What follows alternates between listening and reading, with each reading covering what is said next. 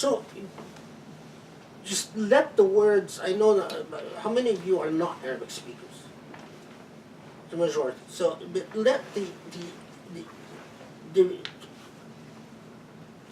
let the meanings try to sink in, or to let them saturate your soul, because it is a remarkable revelation.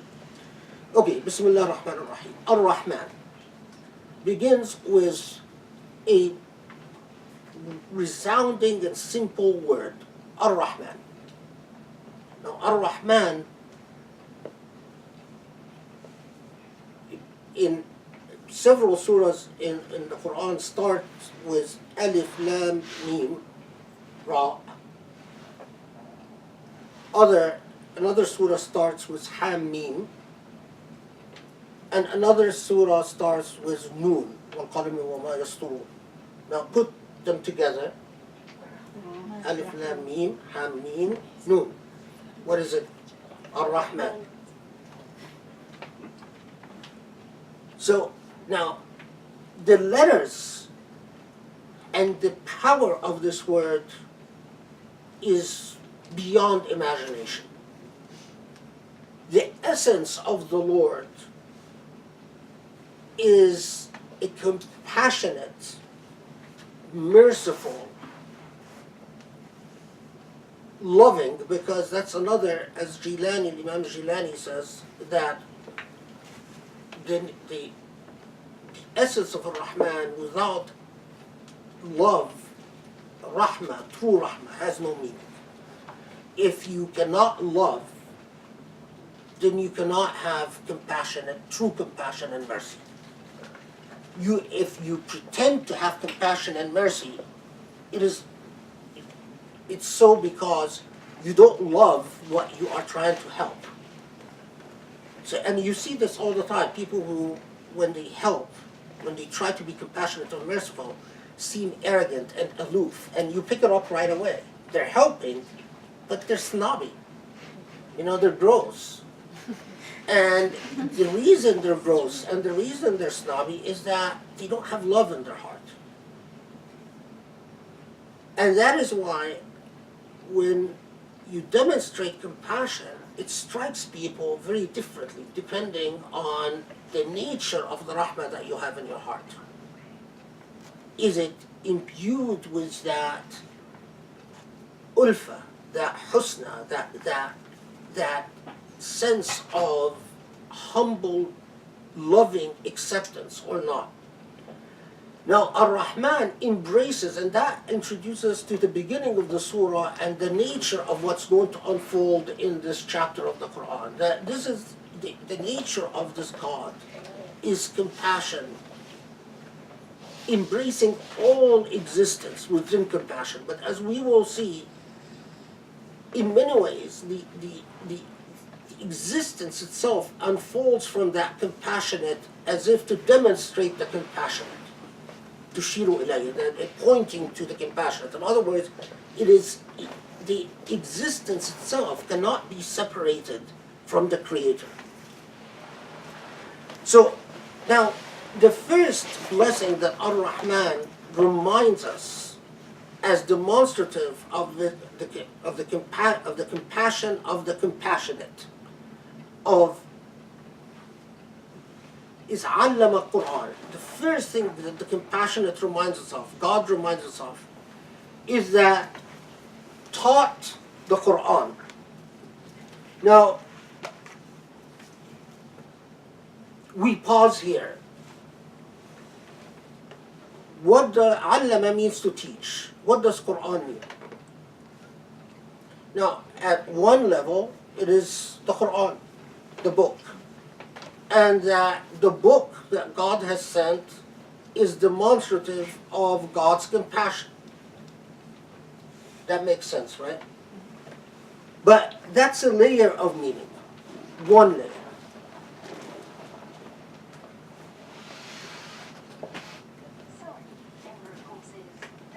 Allama Quran, as what became the majority later on, eventually among Muslim scholars, could and does include also teaching human beings the ability to acquire knowledge. In other words, the ability to perform qira'ah, which is reading, or the ability to acquire and recite, to communicate knowledge. Third level of meaning, not and a deeper level of meaning in my view. Allama Quran means imbued human beings with the intellect. And the intellect is the locus for the ability to assess what comes next, which is the balance of justice. So, and again, I'm summarizing a great deal of writing on Surah Rahman. Can the Quran itself be read without the ethics of the awareness of the blessings that God has given us in our ability to acquire and to communicate knowledge? Well, it can't by its very nature. But can the Quran be understood without the application of the intellect? And the answer is no. So, Allama Quran, and this is remarkable, that the first thing that Allah reminds us of as demonstrative of Allah's compassionate nature is the ability, our ability to understand ethics and to understand virtue and to understand the nature of the balance, which will come next. Okay, Allama Quran first. What comes second? Halaqa al-insan, created human beings. It didn't say Ar-Rahman Halaqa al-insan, Allama Quran. Doesn't say the compassion created human beings, taught the Quran. The intellect precedes human beings. Which, again, I mean, we could have an entire seminar about what is the intellect and how it precedes human beings. But that is the consensus of the vast majority of Usuli and rationalist theologians, that the intellect knowledge comes before human beings. Because knowledge has an virtue and morality, and I'll simplify it to you in this way. If human beings came first, then knowledge comes second, then all ethics are subjective. Then there are no objective ethics, no objective standard for justice. But if knowledge comes first, then human beings, then justice is objective. And it has an objective reality that can be comprehended by the intellect. One school says justice is whatever God wants it to be. It has no objective reality to it, so the intellect can never understand. This is the sort of a school of relativism that justice always just depends on the circumstance. It has no inherent nature. That is problematic because then justice is simply contingent on whatever interpretation you read. Second school says, no, the intellect preceded creation, and therefore the standards for justice existed before creation. So justice itself, ethics, virtue, morality, has an objective nature that exists whether human beings comprehend it or not, and whether human beings exist or not. Do you see the difference? Or I know it's a little bit philosophical, so I'm not going to dwell on it. But just be patient with me, because it will unfold. This is one of these surahs that unfolds. I could teach, I sit with Ar-Rahman and teach myself about it. Now it's been all my life. I was going to do Surah Al-Hadid, and it's because Sharif has memorized the Rahman, so I decided to do Rahman instead. But if I dedicate the rest of my life just to talk about the Quran, I will die without having scratched the surface. And maybe that's what I should, because that's what I should do, because I don't like what I hear by Muslims who seem to have a very limited comprehension of the core of their faith. Okay, علم القرآن خلق الإنسان, created the Quran, which is, let's for our purposes say the intellect, ethics, virtue, the inherent nature of ethics and virtue, and particularly justice, as we'll see, then created human beings. Okay, next, what is the blessing that the Compassionate has given human beings? علمه البيان. So, it taught human beings the ability to acquire knowledge. And again, as many commentators have said, note that it starts, again, with علم القرآن, the intellect is created first, human beings created second, the ability, the intellectual ability that human beings have to acquire the true nature, or to understand, to comprehend the true nature of the Quran, was created after the creation of human beings. Does everyone follow what I'm saying? So you have the Compassionate, the creation of truth, creation of human beings, the creation of the ability of human beings to understand the truth. It's like a meticulous mathematical formula, beautiful in its unfolding. Now, so al-bayan is the ability to differentiate. And differentiate what? And nearly everyone, with the exception of, the exception are always Wahhabi jurists. I mean, I don't know, I always use the word jurist with a bit of a, because jurist means that it should mean that you studied a great deal. That it could exist, but anyway. So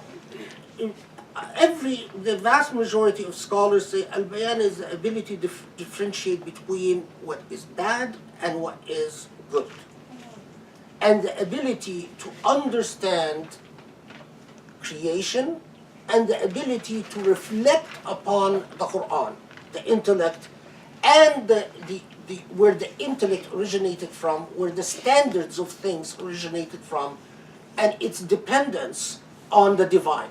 So, quite often, if you're a Muslim, you believe that the nature of objective justice and the obligation to do what is good and to refrain from what is bad, without the existence of the divine, would become meaningless. And philosophically, that's a big philosophical problem. How do you justify, even if you justify the existence of good and bad, how do you justify the duty to do good and bad if you do not believe in God?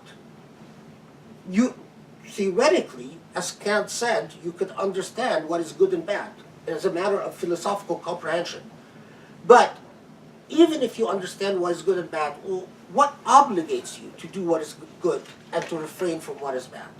We need something that obligates you. And if it is not simply human legislative will, because human legislative will could be Trumpian. Anyone could be elected and come and tell you to mess up your sense of duty and your sense of prohibition. So if it's not God, where does it come from? That's a huge philosophical problem. And philosophers debate it ad nauseum. But if you're a Muslim, you realize that problem is solved. Where does it come from? It comes from God. Now, so after the ability to differentiate between things and the ability to differentiate between what is good and bad, al-shamsu wal-qamar bihizban. And here it's again fascinating. The sun and moon have been created according to meticulous measure. Now, of course, the medieval interpreters of the Quran said, well, al-shamsu wal-qamar, it's clear that they rise and go down, and that they could see that the moon is circular. One of the interesting things about Muslim scholars is that they deducted from the circularity of the moon that the earth must be circular. A long time ago,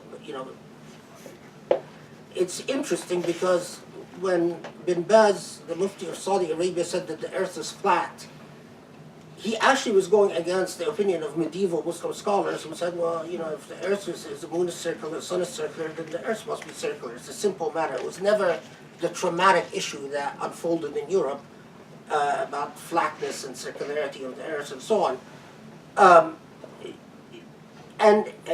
Interestingly, they said, well, if the earth is a ball, why don't we fall from the bottom of it? They said, well, we must be held to it by some divine power.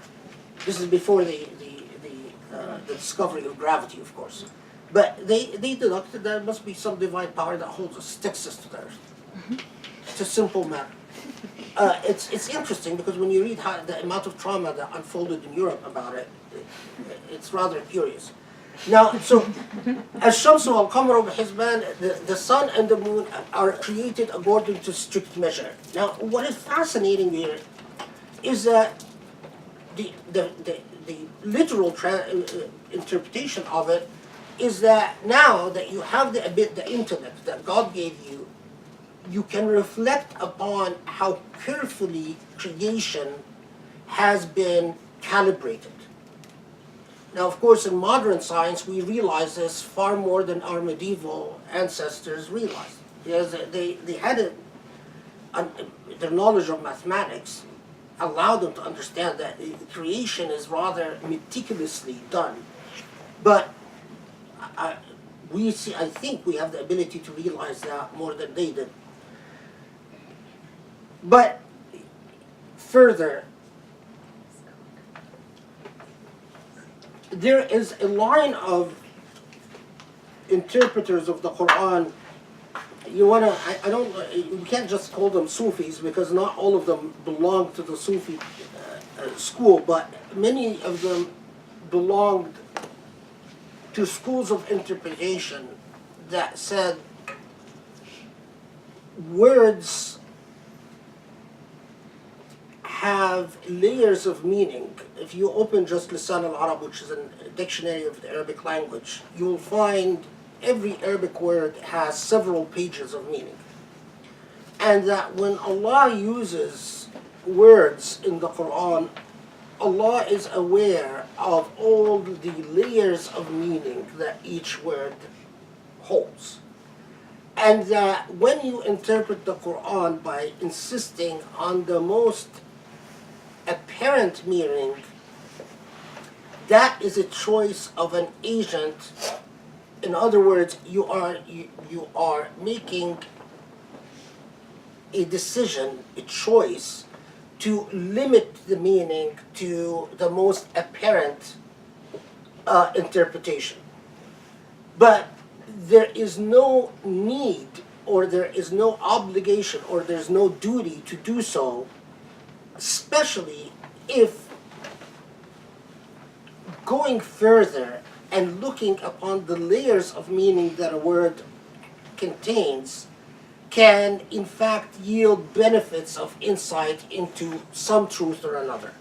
Now, why do I say all of that? Because a whole class of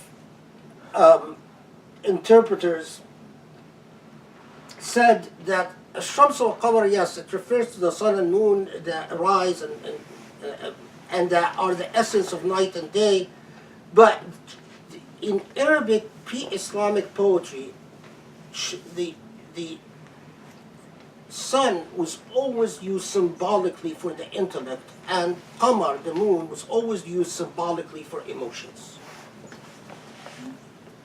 And so, and as you will see from what comes further in the surah, they pointed to that as evidence that that's another meaning of the citing as an act of God's compassion, that God created the sun and moon according to calibration, as Shamsu wa Qamar. In other words, God also created not just the sun and moon, but the balance between the intellect and emotions. وَالنَّجْمُ وَالشَّجَرُ يَسْجُدَانِ. Now, this again is one of those things that the stars, and Najm is stars, Shajar are trees, Yasjudan is what? Prostrate. Now, how can the star and the trees prostrate? Well, in ways that we don't understand. Together. Shadows. Well, one possibly is that they prostrate in some metaphysical sense that we can't comprehend. But then can human beings prostrate in a metaphysical sense that is secret or Yes. undisclosed? Yes. Yes. How does that happen? A mental state of being. Or emotional humbling of yourself. Or emotional humbling? Now, before you satisfy the self that they prostrate it simply in a way that we don't understand, you have a duty when you're reading the Quran. And what would be that duty? Think research. No, not What's the trust. question? Actually, to what? Huh? Look at other Yeah, look at other meanings. To investigate. taking the day, discovering Yeah, the day. you have to research because, yes, the Quran says Yasjudan, and you and I, why do we always think Yasjudan means prostrate? Because of our usage, right? It's what we are accustomed to. But you are talking about a revelation. Why should you limit the meaning to what you are accustomed to unless you first done your homework as to all the possible meanings that Allah could be referring to? Now, of course, I'm saying this as... Now, so... among the meanings of sujood could be, yes, the physical prostration that we do in salah. When we go down and say, Subhana Rabbi al-A'la, that's prostration, that's sujood. But sujood in Arabic usage could also, and has consistently been used to mean, but within,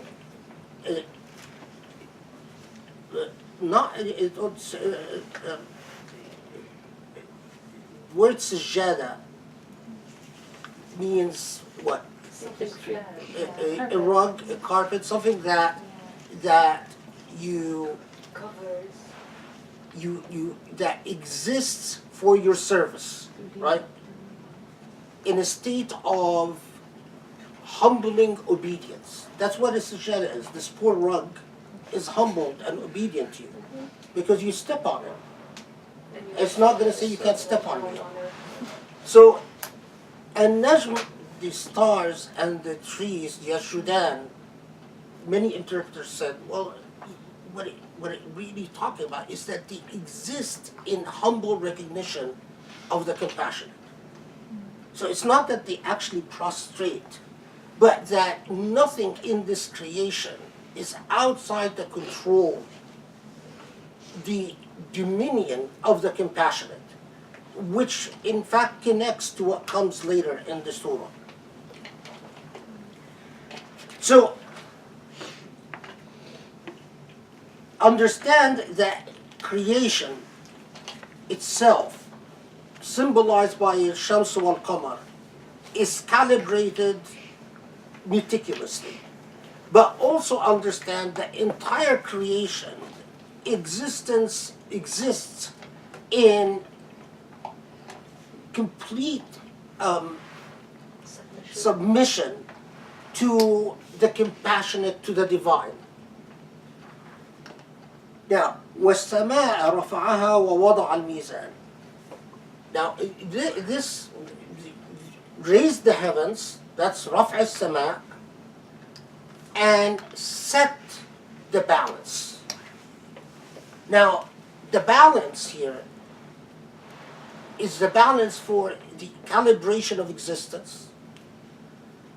Some have said the balance also could refer to the reality of accountability, which will come later in the verse, reaffirmed later, that nothing is just a vain in existence. Nothing has simply no meaning. Nothing you do or say will simply go unnoticed, unaccounted for. There is no injustice that will go without being answered. And there's no act of goodness that will go without being rewarded. So in other words, it's answering one of the core issues for what will plague humanity forever. Is all of this for a purpose? Is there meaning for our existence? And Allah tells us at the very heart of the way Allah explains existence for us, created the standard for goodness, the objective standard, then created you, human beings, then created your ability to understand, then told you that everything in existence is carefully measured and calibrated and balanced. Then, on top of that, or as core of that, at the heart of that, created the measure, the mizan, the balance, which also means the objective reality for justice, that there is a measure for justice and injustice. The mizan, some have said, also refers to the Quran. That we have to throw that in, although I disagree with it, but some interpreters said that when he says وَوَضَعَ الْمِيزَانِ means he created the Quran, and the Quran will help you differentiate between what is right and wrong. Some have said, but the majority have said, the mizan is the reality of God's accountability, or the reality of meaning and consequence for everything in existence. Okay. Now, immediately Allah reminds us that the implication of creating the balance for justice, you know the symbol of justice that I have it on my desk, that woman that holds a scale, created the scales for justice, and in your existence be fully aware of that reality, that there are scales of justice. Immediately Allah will remind us, and then will remind us later again in the same surah, just ayat later, أَلَّا تَطْغَوْا فِي الْمِيزَانِ. Core to realization of the existence of the scale is the absolute normative command not to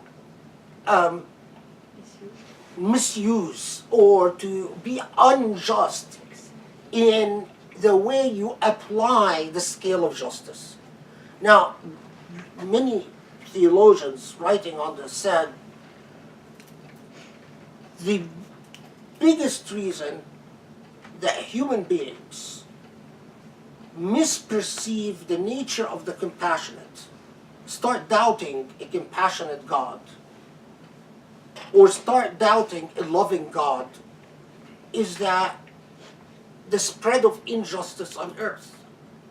And why is it that God is so keen on human beings living by justice? Because when human beings commit what is unjust, our nature as human beings is to blame the Creator for it. And it destroys our sense of belief. We start saying, is God really compassionate? Is God really just? And so, the minute human beings start acting as if there are no scales for justice, as if you can, for instance, take children and separate them from their mothers, and say, well, you know, they shouldn't have come here, it's their fault.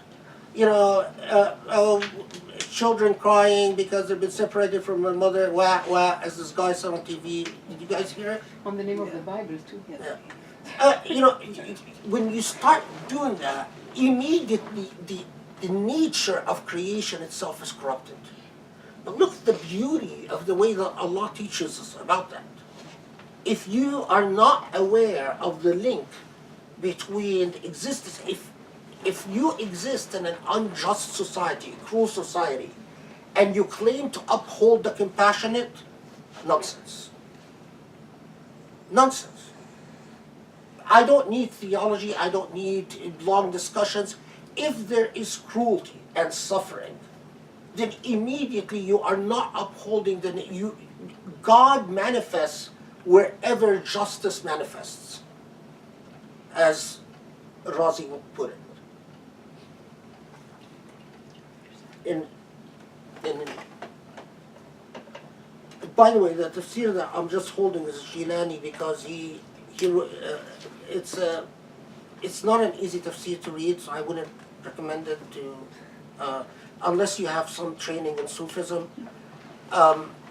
And his language is very specific to him. But the reason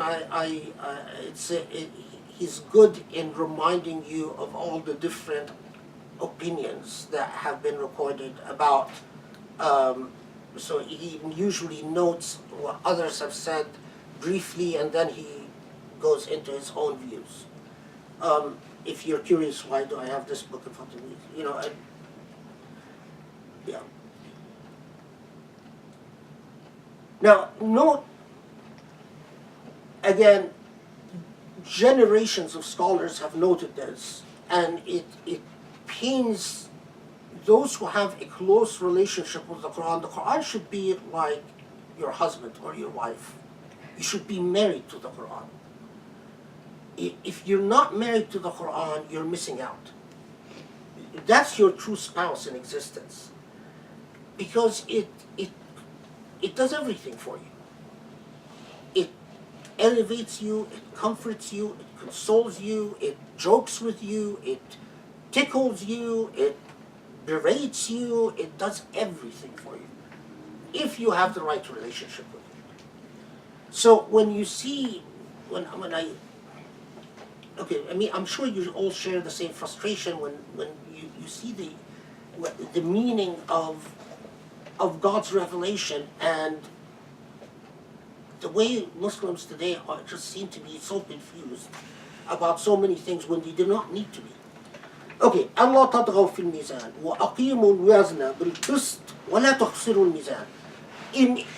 Look how many affirmations. So, first, Allah تطغوا في الميزان, do not abuse the scale or misuse the scale.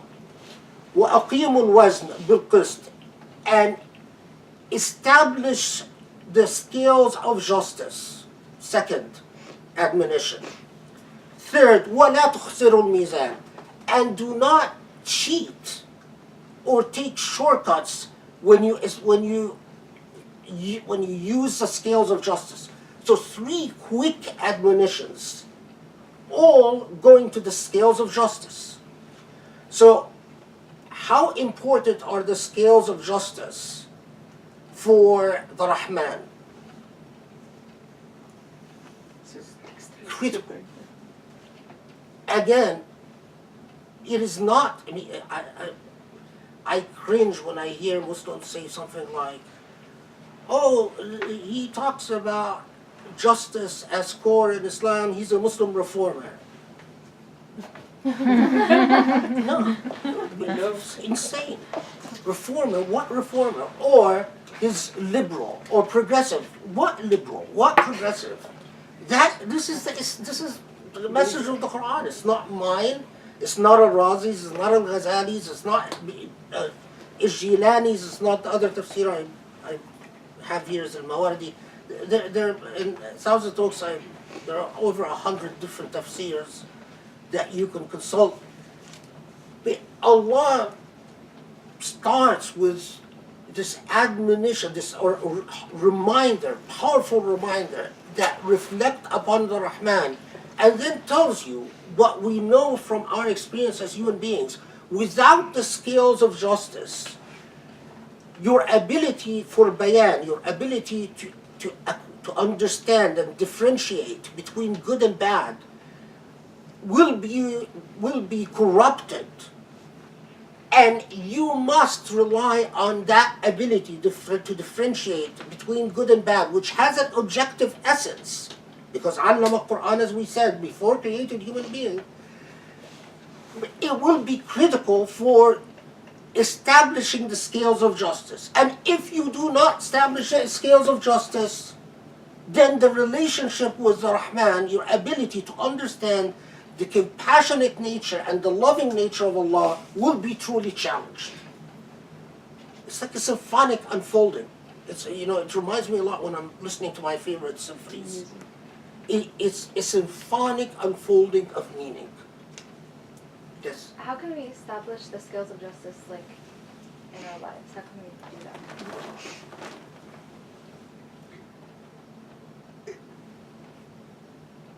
That is what all the halaqas that I have given in my life, and all the halaqas that I will give until I leave the earth, is on that. In other words, if you go back to a lot of, I had a series of halaqas called Building Partnership with Allah. It's about establishing the scales of justice. SubhanAllah, that goes back, again, it's SubhanAllah because we don't coordinate what we're going to say, but it goes back to bravery. Right? We need a considerable amount of bravery when we establish the scales of justice within us, because our nature often doesn't want to admit or acknowledge justice. I mean, the easiest way, the cheat, is, as Jesus said, do unto others as you want done unto you.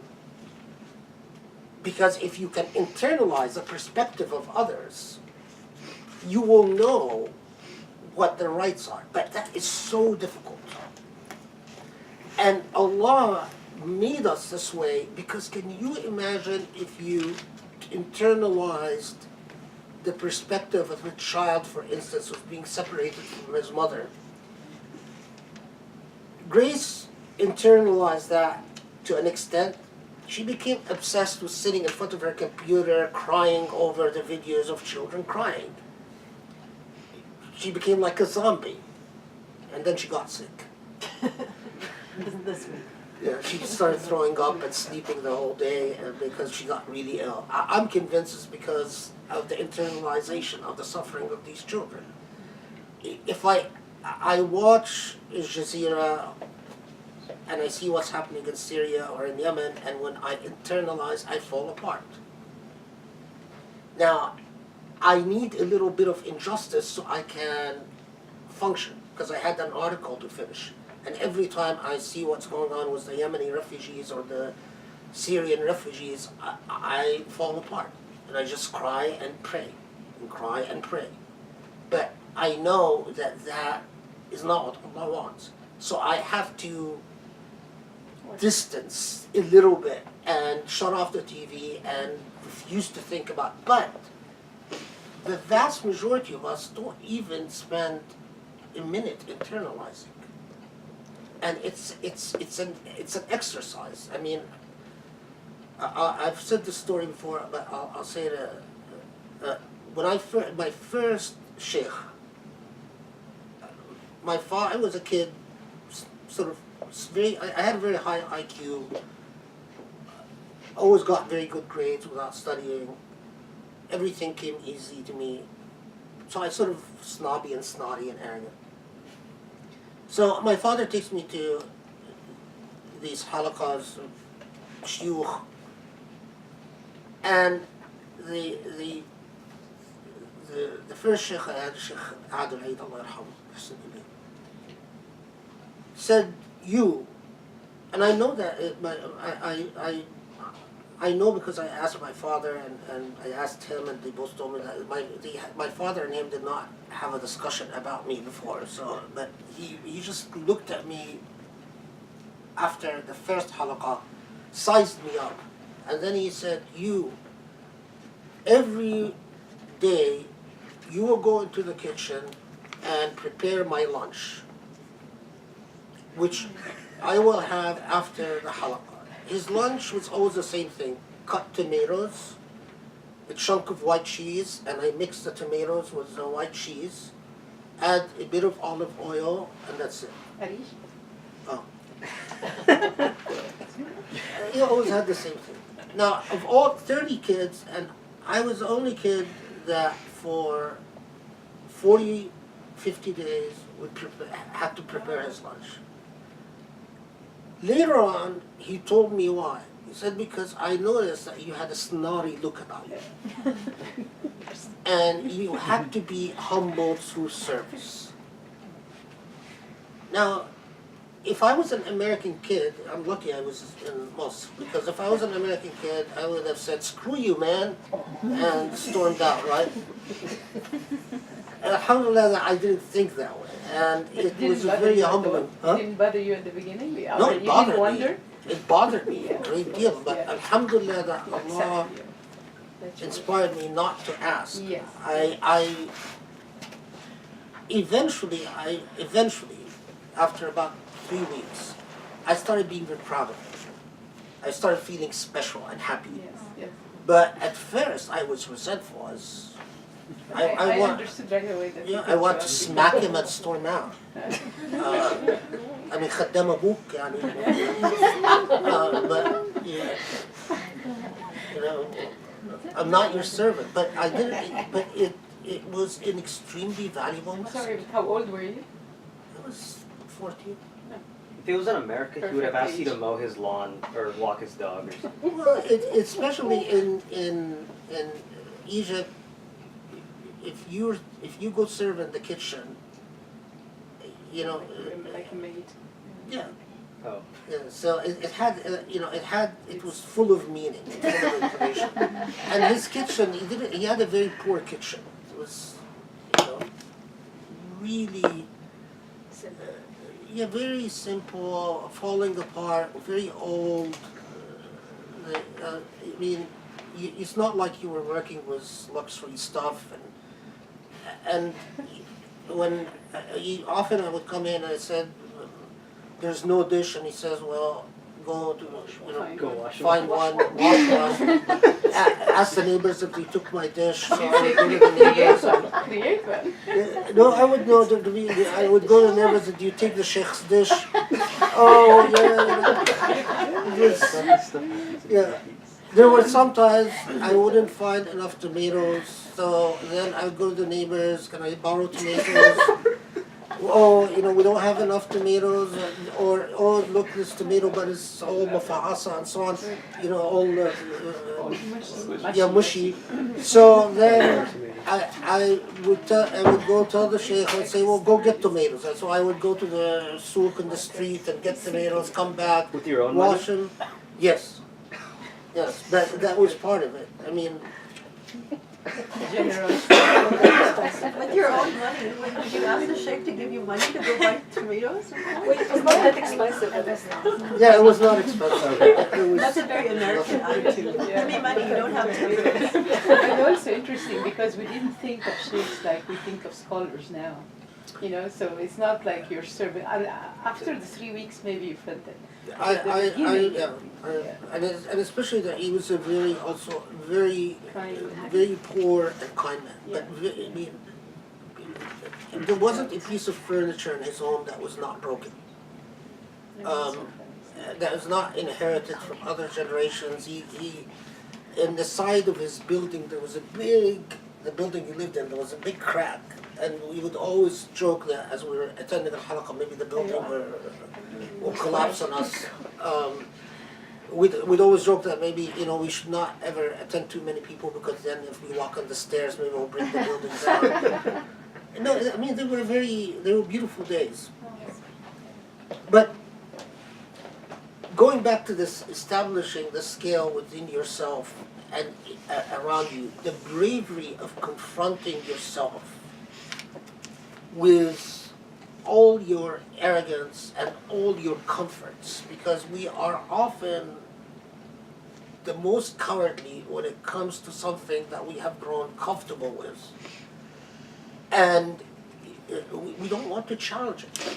We don't want to challenge it because it means changing the rhythm of our life.